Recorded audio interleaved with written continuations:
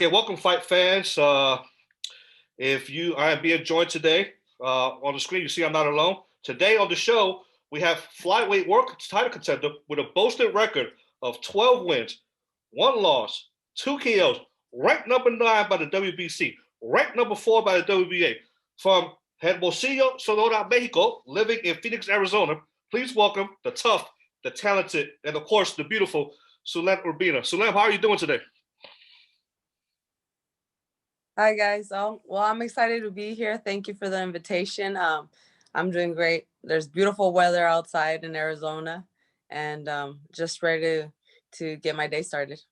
Yeah, in my military career, I traveled to Yuma and Fort Huachuca, Arizona. So I'm familiar with the dry heat that Mhm. accompanies the summertime. And of course, the Army would send me over there when it's the hottest time of the month in Arizona. So I am familiar with Arizona. It's a beautiful state, actually. It's a beautiful state. We have the Grand Canyon, Sedona. It's really gorgeous. Right now it's actually 70s. It's winter and it's in the 70s. It's beautiful. I love the heat, so I don't mind the summers here in Arizona. That's why I live here. Yeah, that's great. That's great. So listen, anybody that knows anything about boxing, you're no stranger to the boxing world. You're very well recognized, and I want you to take a second, just a quick brief second, and for those the casual fans that may not know who you are, tell them a little bit of something about yourself. Tell them, let's go back. Take me through this journey of how you started your boxing career. Well, I started boxing when I was just 11 years old.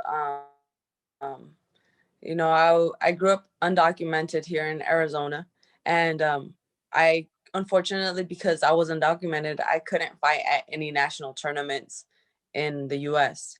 So I had a few local fights here and there, nothing big, when I was about 11 years old. And then my mother unfortunately made me stop boxing because she didn't like it. She wanted me to be at home tending to home, doing chores, Mexican traditional household. So when I turned 16 and I started driving, I drove myself to a local boxing club and I fell in love with the sport. And that's where I say that I took it seriously. I wanted to compete. I wanted to go to nationals. I wanted everything. So at 18 years old, I left the US without being able to come back. I left, I went to Mexico and I became national champion in Mexico. I became number 1 right away and competed international. I won nationals 4 times, national representative for Team Mexico. Went to the Central American Games, qualified for the Pan Ams. I went to the Olympic qualifiers. Unfortunately, I fell short from qualifying to the Olympics in 2016. So that's when I decided to come back home to the US and fight pro and turned pro on in 2016 with Sanford Promotions. Worked my way up to, I believe, 9-0 or 10-0. And then I came my contract ended and I started working with Golden Boy Promotions. And now I'm 12-1 and, getting ready for a world championship. Absolutely, and you're well on your way, well on your way. So so yeah, as I was doing research for for this interview, uh, yeah, that story came up with your mom not wanting you to box and kind of be, but something tells me about your attitude that that's not your mold. That's not where you belong. Did you always have that fighting spirit? Were you always a fighter? Were you always get into little scraps with other girls? Tell me about that. Well, I'm the only girl daughter in the household. I mean, I have 2 older brothers and 2 younger brothers.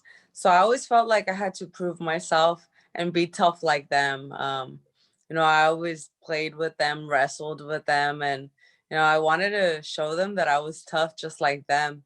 So when my brothers first started boxing, I wanted to tag along right away, and I forced them to practically take me to the boxing gym, and now it's like I'm the only one that's taking it seriously, doing something out of it.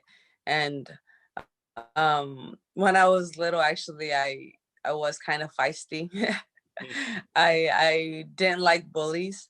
So if I ever saw a bully, then I would kind of bully them. And I just it was something that I just had in my blood, and I enjoyed very much. And I'm glad that I started boxing and taking it seriously, because um it just helped me a lot mentally, to stay focused in school, and good activities, rather than being on the streets. So yeah, that's definitely. I don't like bullies myself either, and so Mhm. whenever we could give it back to the bullies, man, we do. So yeah, correct me if I'm wrong. Based on sometimes your information in there could be a little flawed, but your amateur record was what, 45-10? No, it was like, I'm not sure exactly, because we don't really count too many amateur fights. Yeah. I know that I almost had 100 fights, but we don't keep track of the record as much as in the pros. Hmm. I had about 16 losses Yeah. out of 96 fights, I believe. Okay. Yeah. And that's why I asked, because a lot of the information you can Mhm. find on on Boxer Rec and these other websites, sometimes it could be flawed. So that's why I wanted to ask you. But within that amateur time, who who would you say, is there one fight that stood out as your toughest fight during the amateurs? I think you have a few. You have a few. Once you get into that elite level and competing international, you're fighting the best of the best in every country. I remember fighting a Polish girl in Dominican Republic. I believe she was a bronze medalist in 2012. Um, she was tough, man. And not only was she tough, she was kind of a dirty fighter too. So I remember we ended up tangled, and she would like throw me down till I got fed up, and you know, um, she kind of wrestled me down. I got mad, and she tried getting up first. And I remember I didn't let her. And when I got up, I stomped on her. I don't know how I didn't get disqualified. I hit her leg. Man, I was just so mad that she was such a dirty fighter. I'm fighting clean, and she's just wrestling me and doing all sorts of things. And when I got up first, I kind of kicked her leg a little bit. But that fight was very fun. And then there's Clelia from Brazil. I Hmm. fought her in Dominican Republic also, because I fought a few times in Dominican Republic, and that time I won gold, and it was the final fight um, for gold. And she was just super strong. She, she was bigger than me. She was stronger. We're the same weight, but she was just physically bigger, and she hit so hard. And I remember that fight, we went toe to toe. And I've got to say, those fights are the funnest for me, and some of the ones that I recall the most. Okay. Yeah, great. And it's so funny that you said I was being bullied and I kicked him, but that fight was fun. So that tells you a little bit about the nature of how fighters' minds work, and it's refreshing to see. Uh, so I think you already alluded to this. I think you already answered it.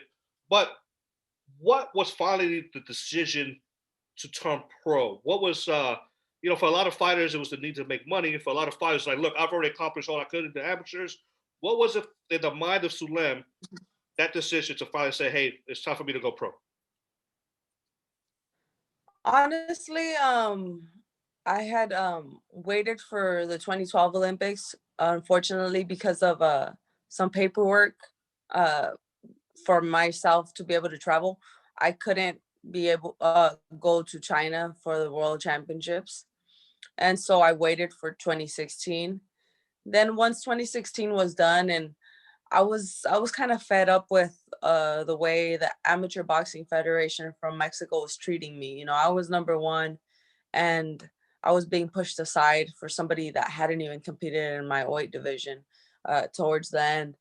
And it was just time to come home, train with my trainer, and close the cycle. I was also older. For me, it's never been about the money. Boxing has never been about the money. It's been about what I love to do. Um, of course, the money is just a plus side, but I truly enjoy fighting, and I felt like I needed something new, something different, and pro boxing and amateur boxing are two completely different sports, you know. The pace, the styles, everything is just completely different. And it was a breath of fresh air. The pros was just completely different and something to, you know, get me motivated and hungry again. Absolutely, absolutely. I was uh my last interview was with Luis Estudo Rosario. He said the same thing. One of his decision making process to turn pro was the way Mhm. the Federation of Puerto Rico was treating him. You know, same story as you. You Mhm. know, and he said, you know what? I already sees that I'm not going to go this. You know, they're not going to treat me the way I should be treated based on my accolades. So it's time for me to go pro. Interesting. One fighter from Puerto Rico, one fighter from Mexico, and then, you know, somewhere in that mix there was a just, you know, discrepancy with the amateur federation that represented you, and you had to go pro. That was very very interesting.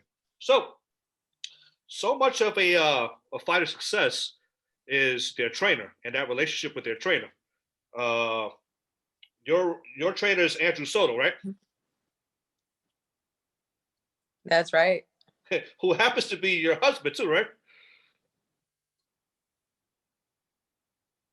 Yes, he's my husband, and we've been training for about 14 years together now.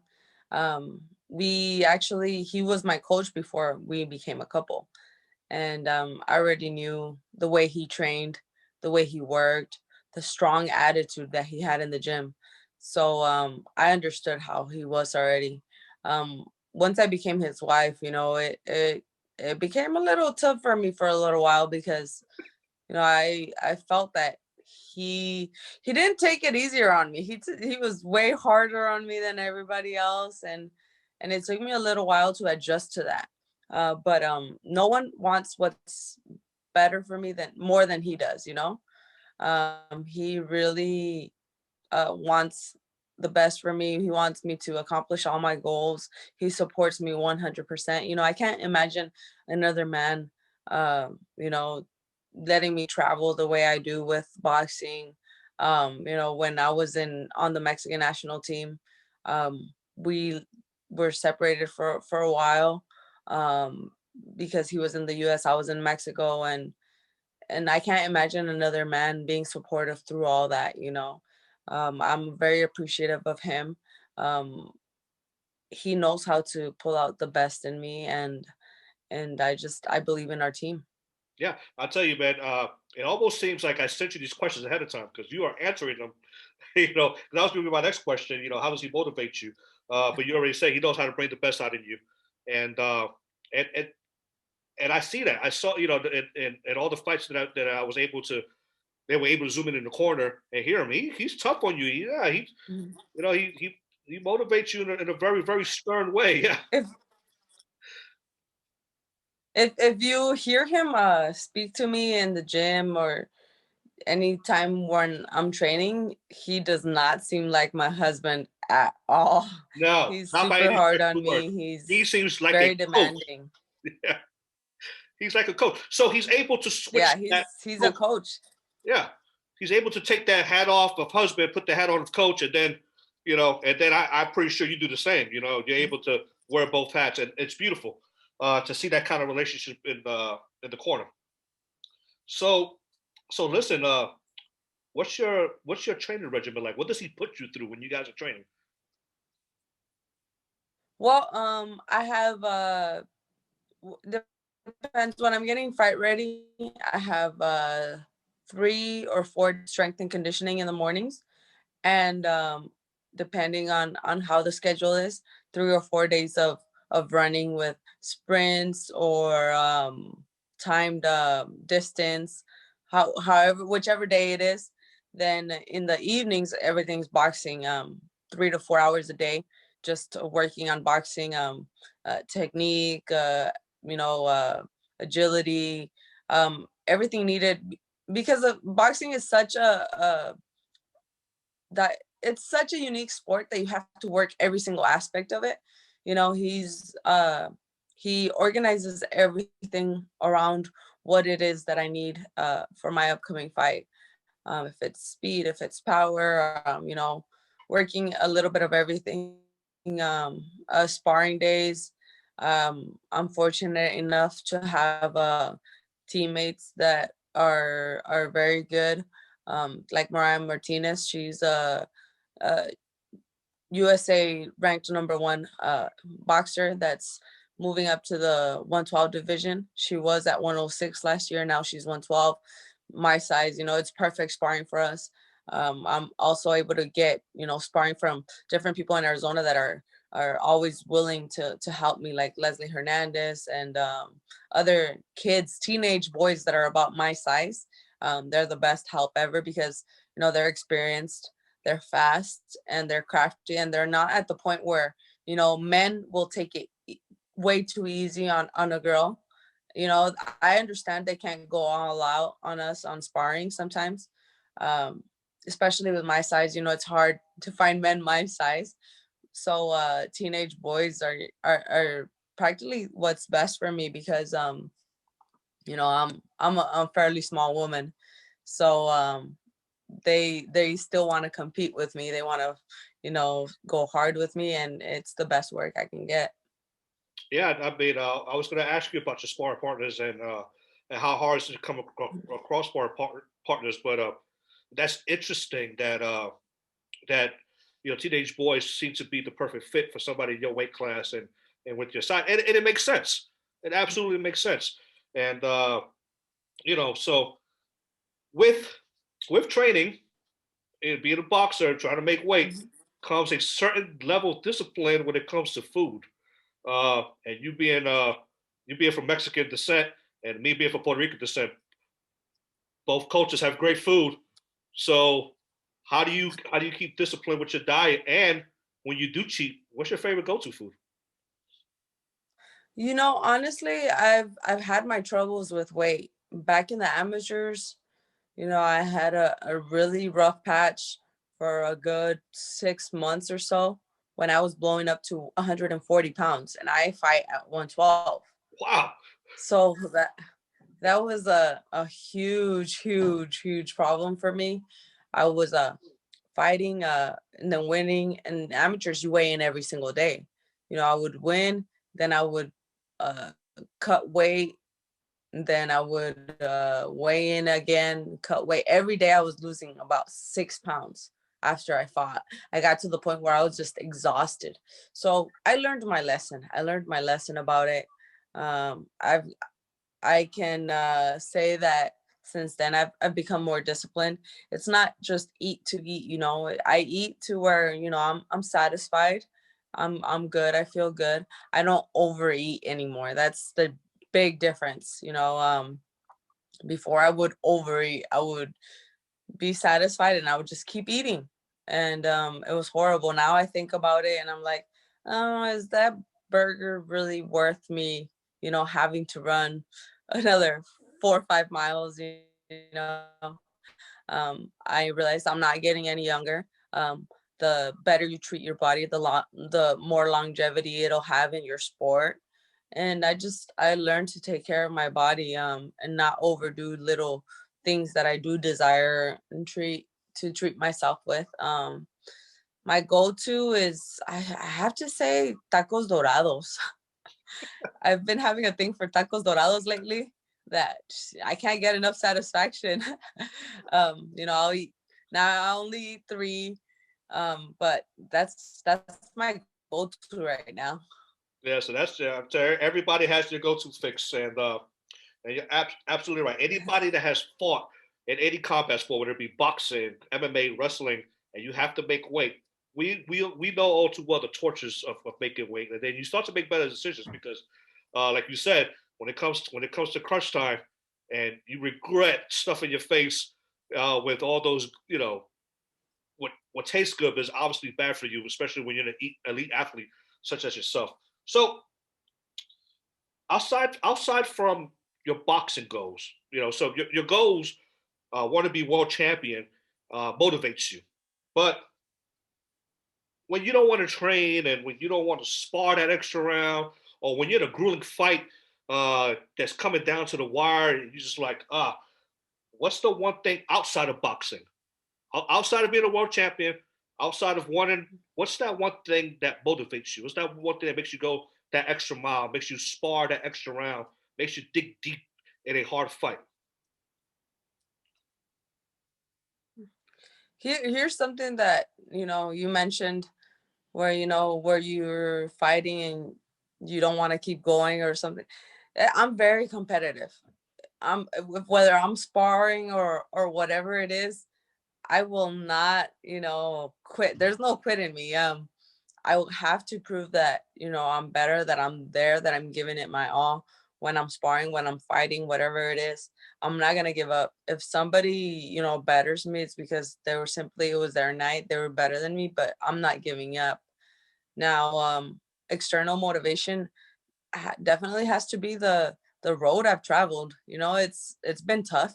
It's been so many years. I've put so much time and effort into this that I can't turn back now. There's no way that I'm giving up right now. My family, my family is my biggest motivation. I think about everything that I've missed with them because of being out doing my sport, family gatherings, dinners, holidays, all that stuff, just being away for so many years from my mother and my father. And I think about them, and I have to keep going because I want to offer them some hope in a way of, you know, um, I don't know if you know the story of my younger brother. He passed away a few years ago, and he was a really great amateur boxer. And I want them to see that, I can keep going, that I'm doing well, and that I want to make him proud. Absolutely, absolutely.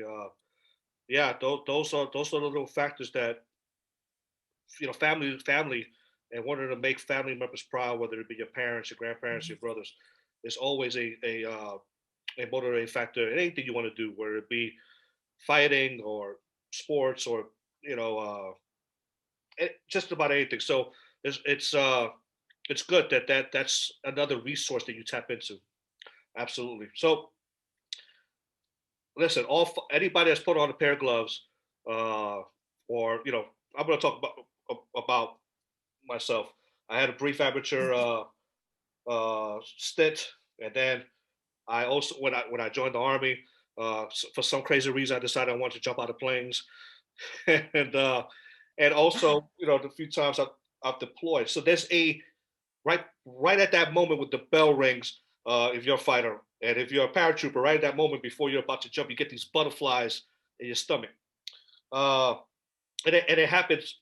I don't care if you got one fight or 100 fights. I don't care if you got one parachute jump or 100 parachute jumps. At least for me, every jump, every fight, you had those butterflies. Tell me about the moments before you enter that ring. Are you nervous? Are you scared? Or do you get pumped up? What is it like in Sulem's mind right before she enters the ring? I don't think it's fear. It's always nervous energy. Like for my first amateur fight, my legs were shaky. I was really nervous. And then as I got more experience, you learn how to use those nerves into um, positive energy and to perform. Same thing when I turned pro.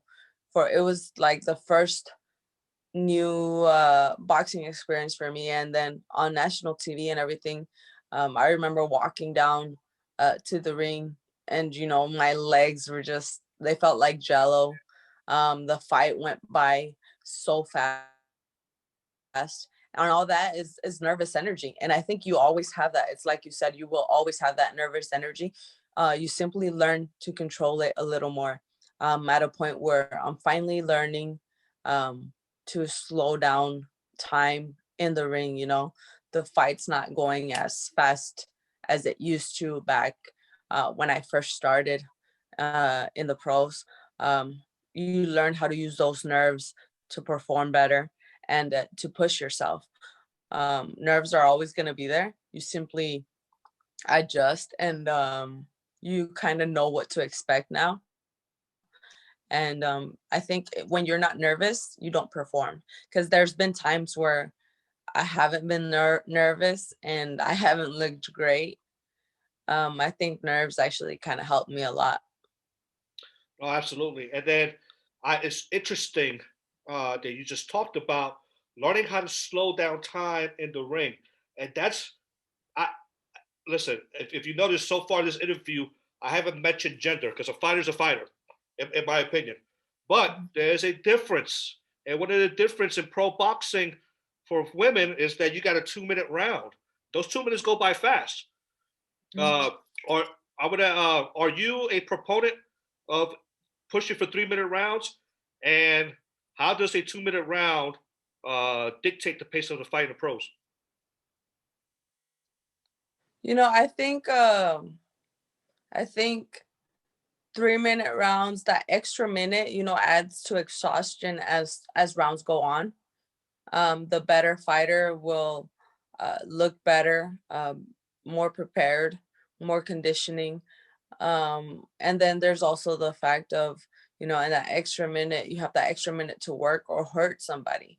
I've been in a position where I've hurt my opponents towards the end of the round, and the bell rings and then they recover, and then we end up going to the decision. Um, so I do believe we would benefit from that third minute. And not only that, but get some respect, because a lot of people don't respect us because of that minute. They say, well, you guys don't fight 3 minutes, you guys fight two. And they try to belittle what we do because of that extra minute. I wish we did have that extra minute, but I do understand that men and women are different. We're just physically different. You don't need to be a scientist to know that. Um, and then recently I heard Amanda Serrano talking about, if she needed that extra minute, and she says, no, I have, almost all my fights are knockouts, and they all end before the second minute.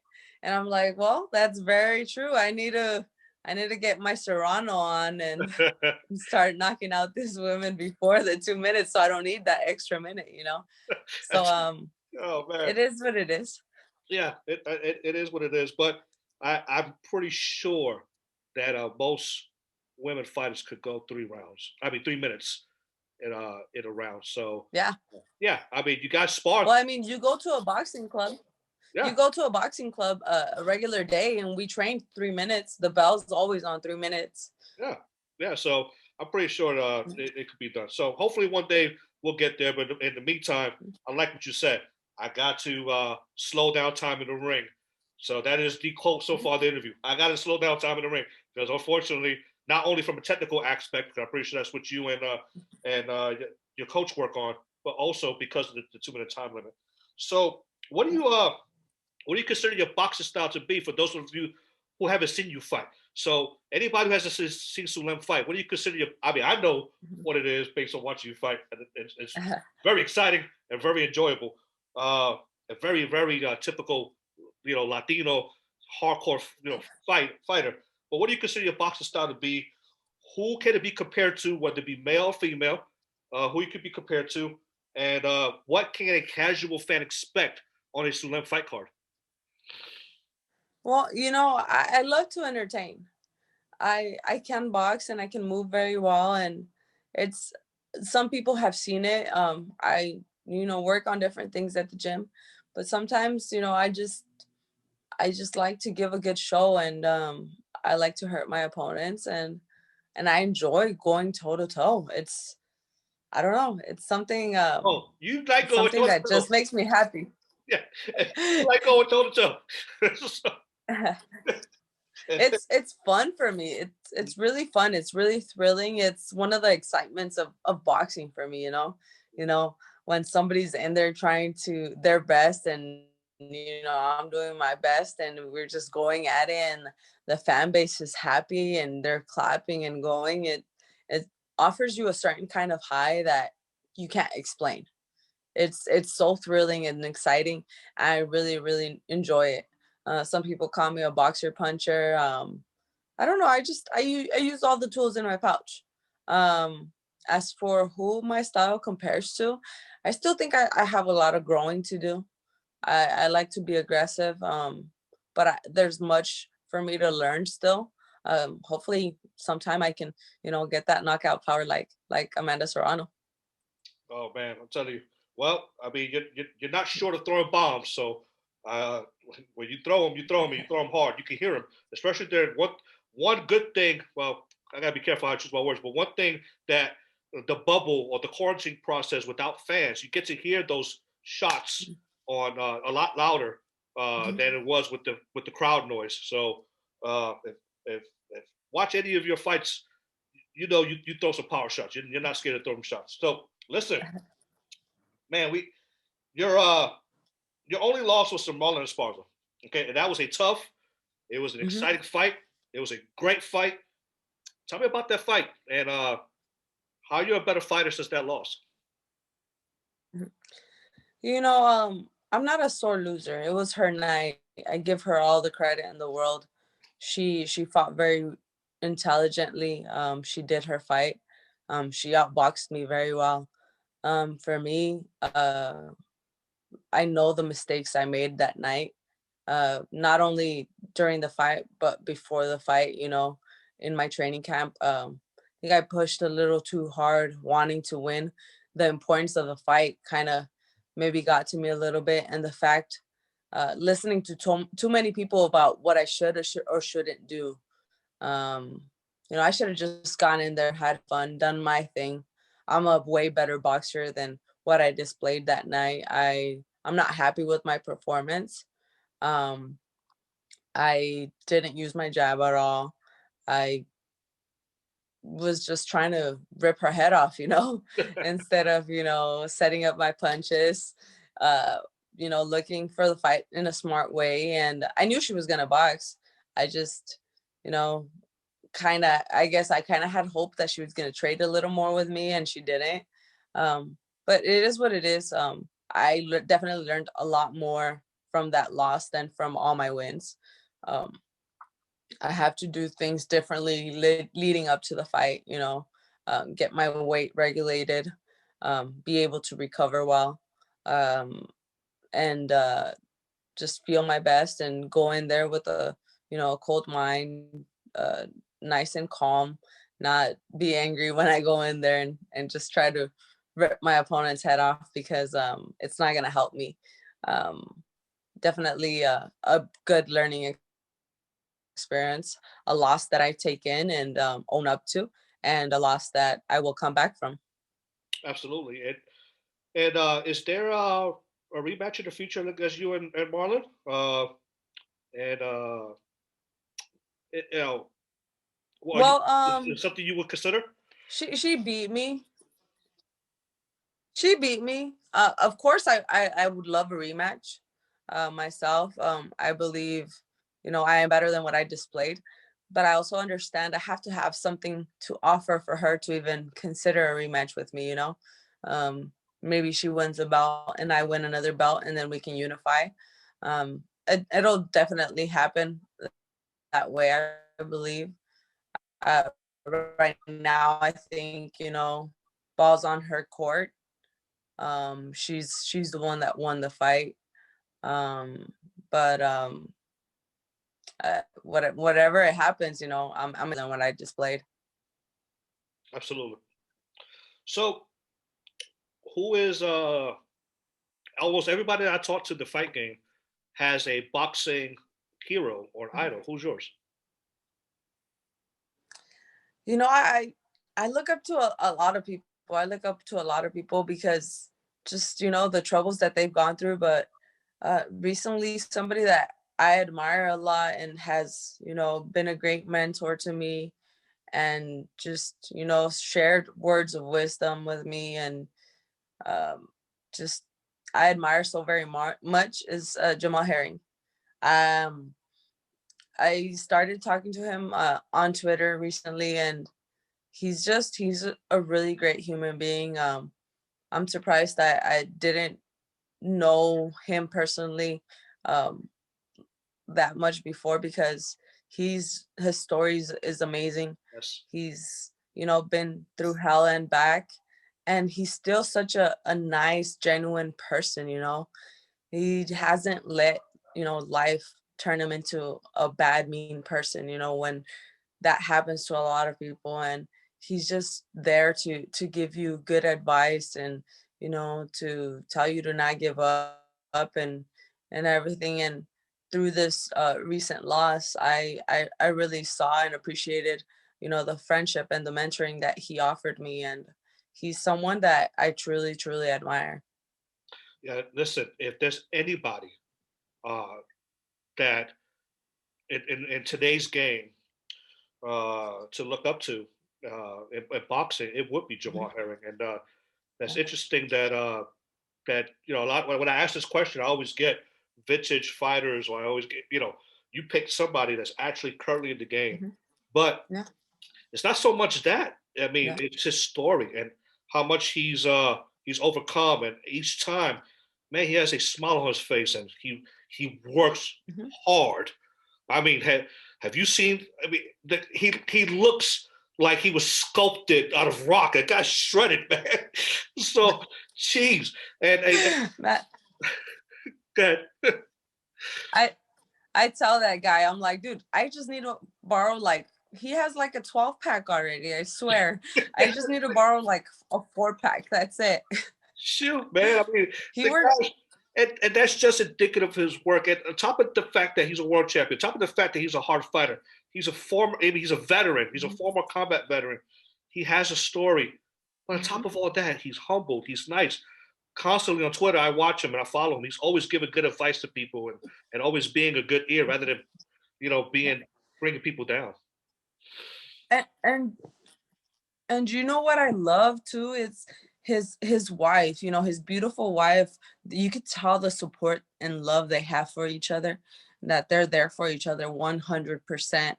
It's just a very admirable family altogether. Um, I'm thankful that, I get to see that positivity online, because, online it's harsh. It's a harsh world. People are so mean to each other, and to see a loving, caring family. I think his daughter has even started a lip gloss business. I'm not sure. Hmm. I think she did.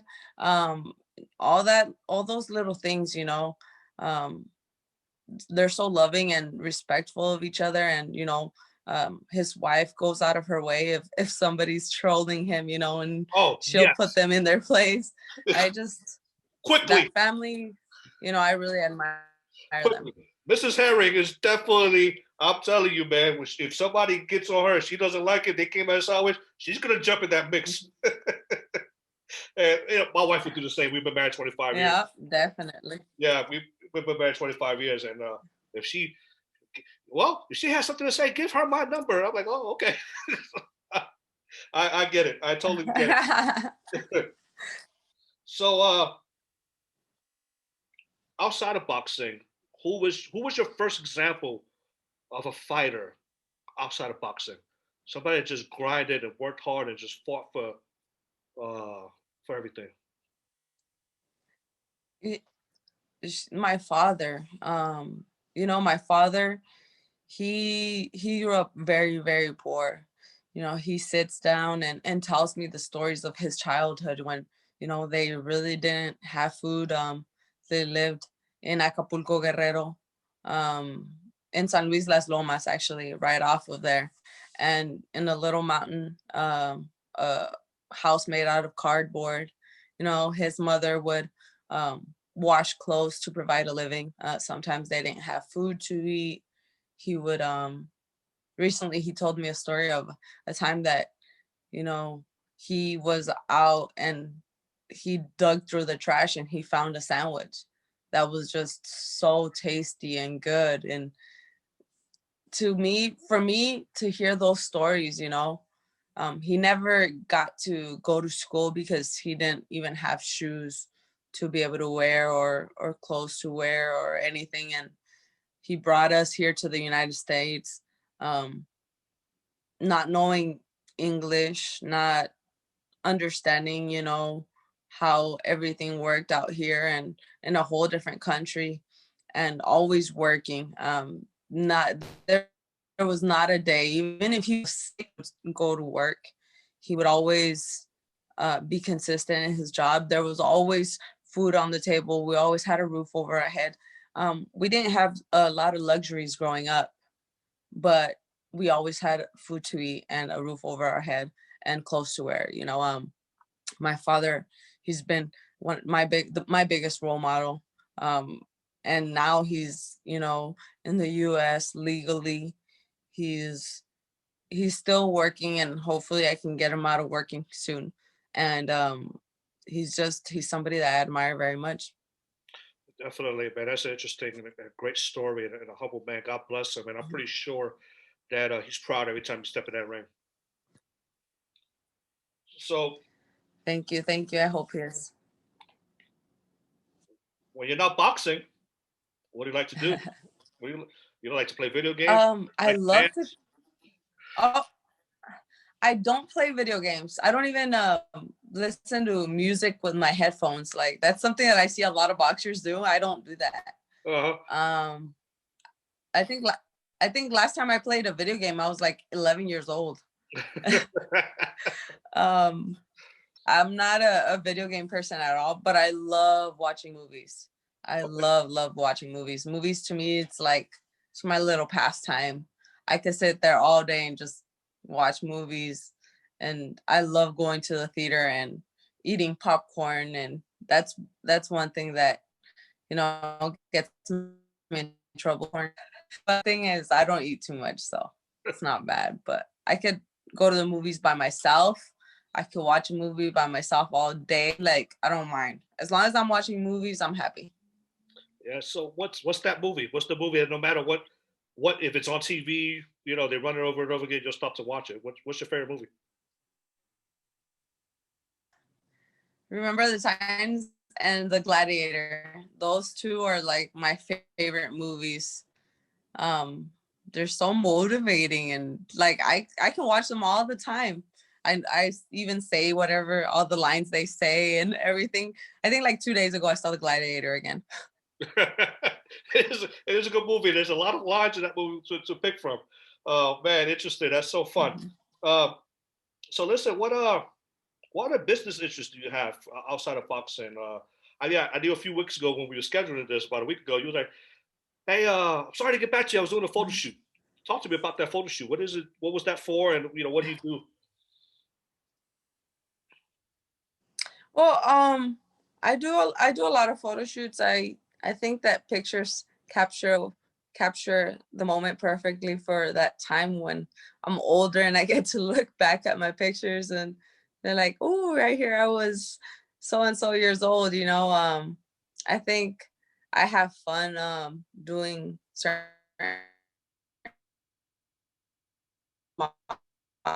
modeling things, and just I'm always in the gym and I always look like a slob with my gym clothes, hair never done, never, I don't wear makeup, for long periods of time.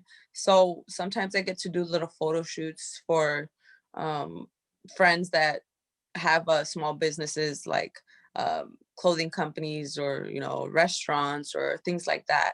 And I have fun. I enjoy it. That's good stuff, man. Everybody needs those little other outlets. So you do some. You're doing something that's very says a lot about you. Shows your humble side. Shows your character side. Talk to me about that. Talk to me about that thing that we're doing with these hats here. Well, we are currently selling those hats with DV tracksuits. They're $20, and these hats, the proceeds will go to a baby named Rain Ochoa. Um, his mother violated probation and left the country. When she came back, she was put in jail, and she was already pregnant. He was born in the system, and he had been, jumping from home to home. Now he's currently with his grandma, and I actually got to take care of him for a little while, and I fell in love with him. He's such a precious, sweet little baby that deserves the best. And his mother will be out come March, and the money will not be going towards the mother. It will go towards buying him little things like that he needs, such as diapers, a stroller, or whatever, you know, it is to help baby Rain. It's something that, you know, I'm very fortunate and thank DV Tracksuits for. Yeah, absolutely. It was a good thing. And then when he, I follow him on Twitter, and when he came up, say, hey, this is going to a good cause. Mhm. I said, hey, tell me about this cause. He was like, hit Sulem up. And I'm like, got it. So, and then I started to look through your feed, and I started to look through your feed, and I found the story, which I thought was a interesting story. So listen, anybody that's watching this, this is a great cause. She's doing a wonderful thing. Visit Doria Velez at Twitter, DV Tracksuits. Get one of these hats. The proceeds will go to helping baby Rain and his mom get on their feet. And he's already looks like he's on his path to being a fighter and a warrior.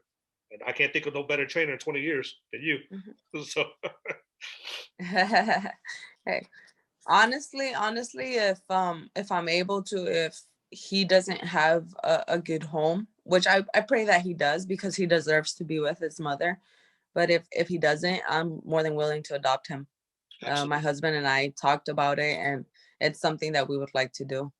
that's so beautiful and so humbling to hear. Sometimes when people think of fighters, they think of this rough, tough exterior. They don't understand that I'm a soldier. I'm a fighter in that sense, and they don't understand that Yeah. outside that tough, mean exterior, we got a heart and we're humans and we feel. So it's outstanding Mhm. what you're doing with that cause. So, what is your next fight and with whom? Thank you. I don't have a date right now with Kovalev recently, you know, having tested positive, and that January 30th card being canceled, and, you know, everything being backed up, January 30th moving to February 13th, and then so on, so on. All the cards for Golden Boy have been, you know, kind of backed up a little bit. I was hoping to fight in March. I don't think it's going to happen anymore. But, you know, I'm going to stay in the gym, stay ready, and hopefully I'll be back in April. um, it's I don't know against who. I don't have any opponents in mind other than world champions, obviously, because that's who I want to fight. But I really don't have anything coming up right now. But I'm in the gym, I'm working, and you know, bettering myself. Good. Look, listen. Your resume speaks for itself. Your ranking speaks for itself, and you'll be in the ring in no time, and you'll be fighting for a world title in no time. So, needless to say, that's probably what's going to be your goal for 2021 is fighting for a world title. Correct? Correct. I think when big opportunities come, you should take them, and I'm excited for what 2021 brings. I pray that this pandemic is over soon, and we can all get back to normal, and having fights with attendance and all that, because I think it's needed. You know, it's much needed comfort for all our souls, because we've been going through hell with this whole COVID situation. Absolutely, absolutely. So, when it's all said and done, when you've Mhm. gotten a world title, you've defended that world title, and you're on your way to retirement, what do you want to be remembered for in the sport of boxing? You know, I want to be remembered as someone that did all they could with what they were given, you know. Obviously, there's a huge difference in the way women are promoted and men are promoted. And, you know, in the sport, there's a big uh, difference in the way each gender is respected. So I hope that, you know, I can open more doors for, you know, the women to come, like the women open doors for me before me, you know. I hope that, you know, they are able to go farther than I ever did and accomplish more than I ever did, because that's the only way the sport's gonna keep, you know, growing. The new generations to come, I hope that they remember that, I tried my best and I did all I could for bettering the sport for them. Absolutely. Absolutely. Well, Sulem, I want to thank you for taking time out of your busy schedule. I know you're a busy person and humbling Mhm. yourself and giving a guy like me an opportunity to interview. Thank you so much. I really appreciate you having you on.